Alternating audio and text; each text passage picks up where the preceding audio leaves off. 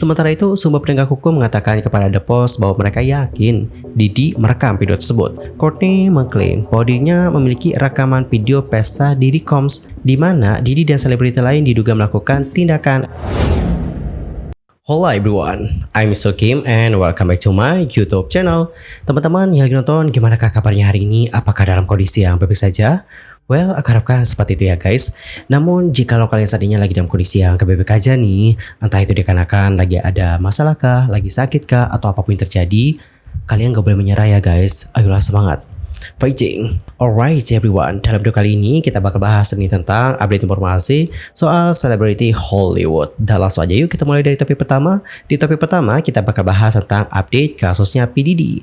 Nah guys, sebelum lama ini ada seorang saksi pengadilan dalam investigasinya Diddy Combs aka P. Diddy mengatakan bahwa dirinya memiliki setidaknya 8 rekaman video S-word yang melibatkan 8 selebriti. Media Fashion lantas mengabarkan bahwa para selebriti yang dimaksudkan yang gak disebut namanya adalah sebagai A-lister atau selebriti kelas A. Tuduhan ini sendiri dilontarkan oleh Courtney Burgess di acara News Nation Bentonville pada tanggal 31 Oktober yang lalu. By the way, Courtney Burgess ini siapa sih? Nah teman-teman, untuk informasi saja, Courtney Burgess adalah penduduk asli Brick City, New Jersey. Adapun untuk dirinya mengaku telah berkecimpung dalam bisnis musik selama 35 tahun. Lebih lanjut, dia juga menyebutkan bahwa dirinya terjun ke industri bersama dengan grup hip hop yang bernama Artifact Hussein Fatal.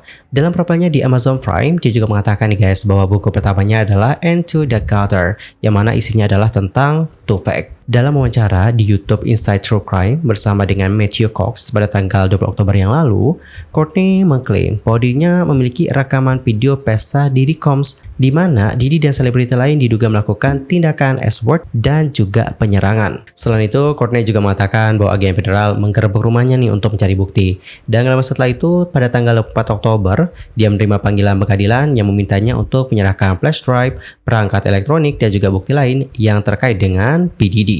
Courtney juga memberikan kesaksian di gedung pengadilan federal di Manhattan bagian bawah pada hari Kamis tanggal 31 Oktober yang lalu. Erin Mitchell yang mewakili beberapa korban Diddy lainnya menjadi pengacara Courtney Burgess di pengadilan tersebut. Dan selama wawancaranya bersama dengan Matthew Cox, dia mengklaim nih guys bahwa ada 2 artis muda atau artis yang di bawah umur juga terekam dalam salah satu rekaman yang diperolehnya. Selain itu, dia juga mengungkapkan bahwa dirinya mengenal Kim Porter yang merupakan mantan P. Diddy yang diketahui meninggal pada tahun 2018 lalu dikarenakan pneumonia. Kepada Matthew Cox, dia mengatakan bahwa kegiatan media dan foto-foto yang dibagikan kepadanya beberapa bulan sebelum kematian dari Kim Porter. Ia lantas mengklaim bahwa memoir kontroversial Kim Lesworth yang ditulis dengan nama samaran Jamal Timilwood yang dirilis bulan September didasarkan pada buku harian asli Kim Porter diduga dimiliki olehnya. Namun ini teman-teman perlu kalian ketahui, Amazon menghapus buku yang diterbitkan oleh Christoph itu setelah mantan suaminya Kim Porter mengajukan gugatan terhadap Christoph dan juga pendiri Amazon. Selain sama mantan suami, anak-anak dari Kim Porter juga keberatan nih guys dengan isi memoir yang dituduhkan tersebut. Bahkan nih, anak-anaknya Kim Porter juga sudah merilis pernyataan. Adapun pernyataan mereka seperti ini guys. Kami telah melihat banyak sejumlah rumor yang menyakitkan dan juga palsu yang beredar tentang hubungan orang tua kami, Kim Porter dan Sean Combs, serta tentang kematian tragis ibu kami, sehingga kami merasa perlu untuk berbicara. Klaim bahwa ibu kami menulis buku sama sekali gak benar, beliau nggak menulisnya. And anyone yang mengaku memiliki manuskrip tersebut salah menggambarkan diri mereka sendiri. Selain itu, harap pahami juga ya bahwa siapa yang disebut teman yang berbicara atas nama ibu kami atau keluarganya bukanlah teman dan mereka tidak memperhatikan kepentingan terbaiknya.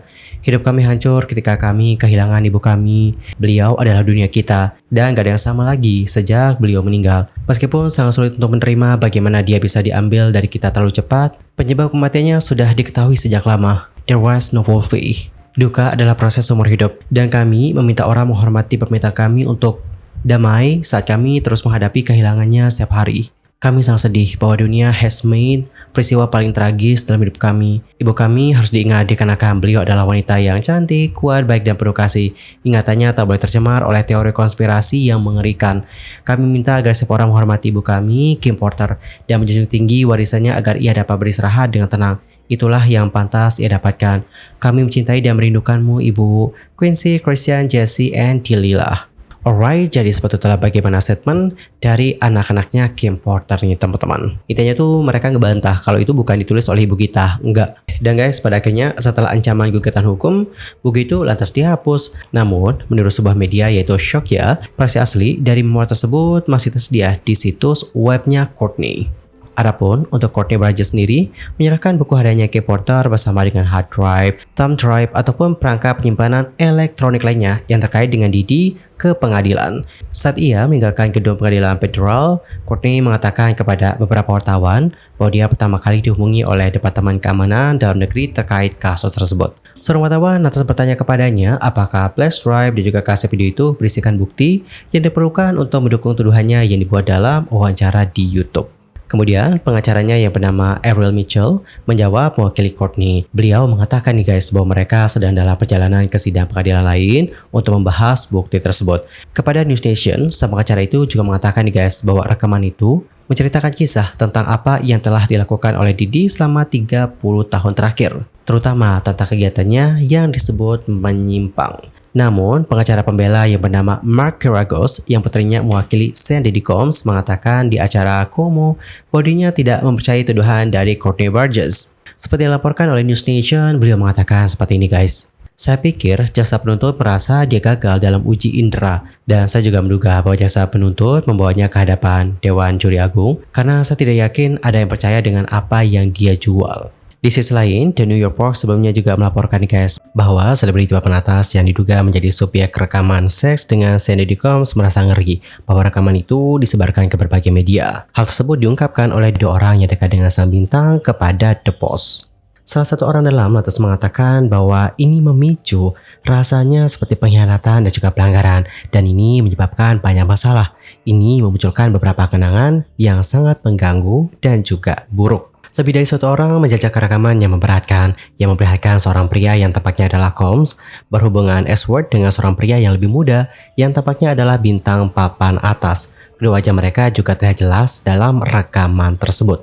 Orang dalam itu lantas mengatakan, ini benar-benar mimpi buruk. Dia merasa seperti menjadi korban bertahun-tahun lalu dan sekarang menjadi korban lagi. Jika rekaman ini tersebar, rekaman itu akan mengikutinya seumur hidup.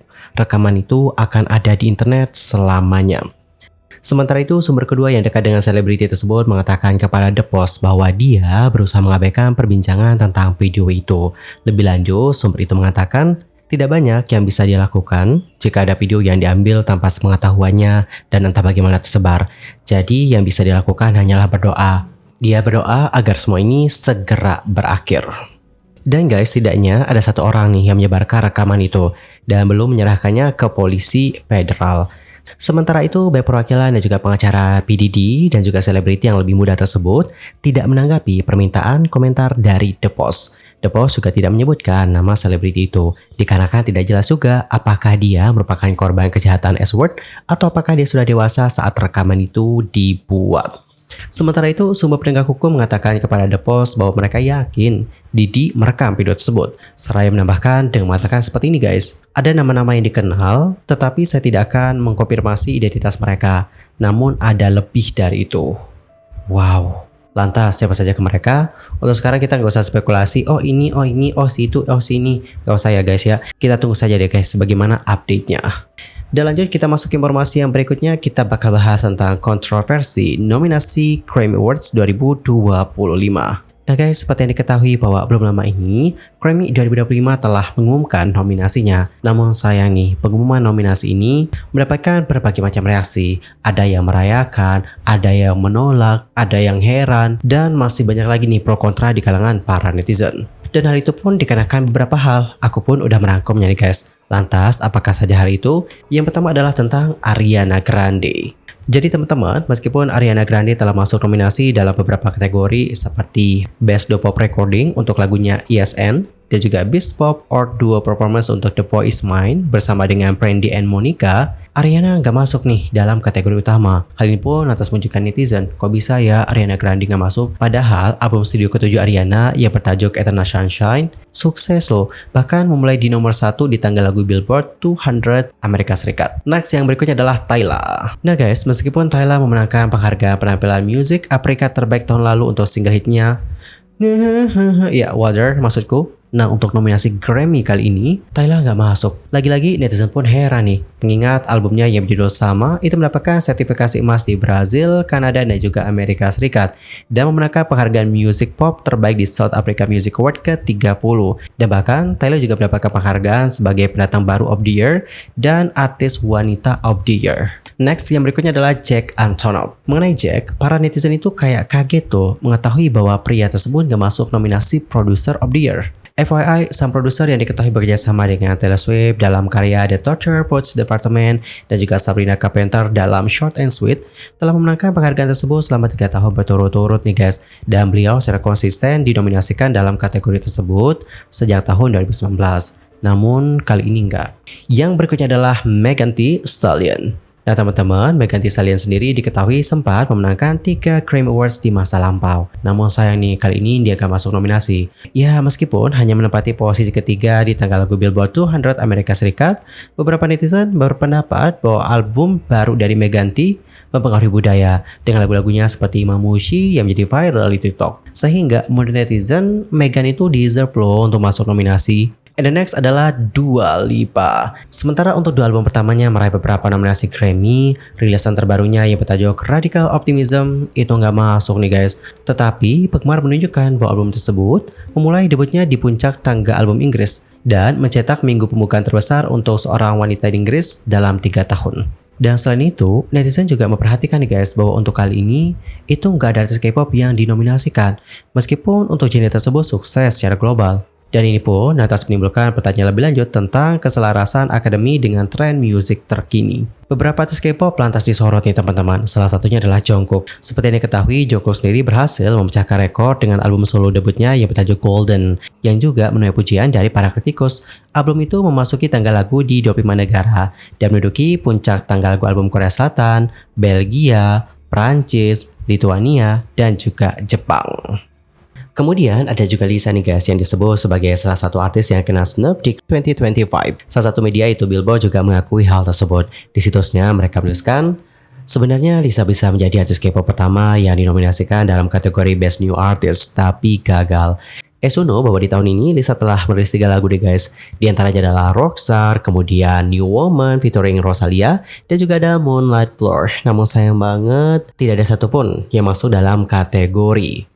Terkhususnya untuk kerilisan Rockstar, perilisan lagu ini diikuti oleh dengan sederet prestasi. Prestasi-prestasinya antara lain adalah sebagai video yang paling banyak ditonton di 24 jam pertama perilisan di YouTube, kemudian menjadi MP-nya yang menjadi yang tercepat meraih 100 juta views di YouTube, dan ada juga nih pencapaian di chart Billboard. Lagu Rockstar itu berhasil loh mendarat di Billboard Global 200 dan Billboard Global excluding US. Selain itu, lagu ini juga berhasil eksis di iTunes Chart hingga Spotify loh teman-teman. Dan bahkan lagu ini juga populer di TikTok.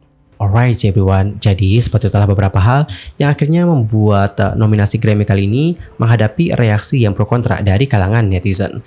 Dan gimana pendapat kalian tentang hal yang satu ini? Antar komen ya guys di kolom komentar. Anyway, cukup sekian aja untuk hari ini dan kita akan jumpa lagi di video berikutnya dengan informasi terbarunya ya guys. I'm Sulky pamit dan aku mohon maaf nih kalau ada kesalahan, baik itu dalam ucapan, sikap, tindakan, and everything. I'm so sorry banget.